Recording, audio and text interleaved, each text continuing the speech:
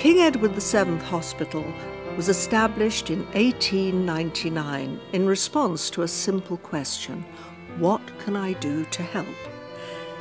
Sister Agnes Keyser, a formidable and determined woman, devoted her home and ultimately her life to the service of soldiers returning from the Second Boer War, beginning a tradition of care, comfort and clinical expertise that survives to this day. Agnes Keyser was the first of 5 matrons to serve the hospital in its 115-year history. Each matron has left her mark and acted as the backbone of the establishment for both the patients and the staff. The hospital has just always had a matron, and that's one key thing that the patients actually really love, and the consultants as well, because they know there's always that one individual person to go to deal with most things. Our hospital has treated soldiers returning from every major conflict since 1899 and has been personally touched by many of the defining moments of British history. In 1941, King Edward's was bombed and suffered extensive damage.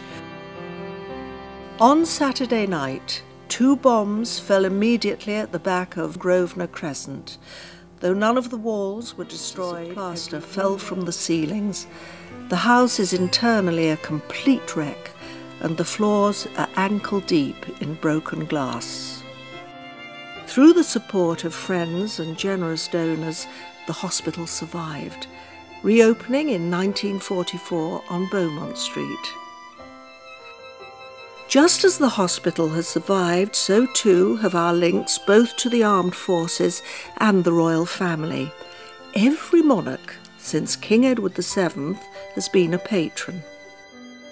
Today we are one of London's premier private hospitals, boasting over 200 hand-picked consultants, state-of-the-art technology, as well as a highly qualified, dedicated and much admired nursing staff, led by our matron of 30 years, Caroline Castles. If it hasn't settled, we'll ask the house doctor to see you. I believe that the nursing care is very highly thought of and continues to be highly thought of. It always has been, because we do offer a very kind of personal service for our patients. It's a bespoke package of nursing care for patients. One of my passions is that every patient is treated as an individual, and it's really key. And we have a reputation for that, and we take pride in what we do. But there's a lot of values that are really important about the traditional way of nursing, of seeing people as individuals and looking after them personally and with enough staff and enough registered nurses on duty. But you have to have clinical excellence with that. You have to have the best technology with the best treatments, the most forward-thinking treatment. We look after the patient completely in the hospital. In theatres, that becomes even more special because we become the patient's advocate.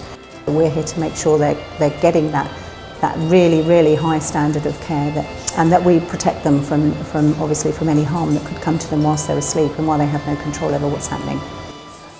It's a great privilege to be a nurse and to look after people who aren't well, and I think we need to all remember that, and I believe that we do, and that's what sets us apart.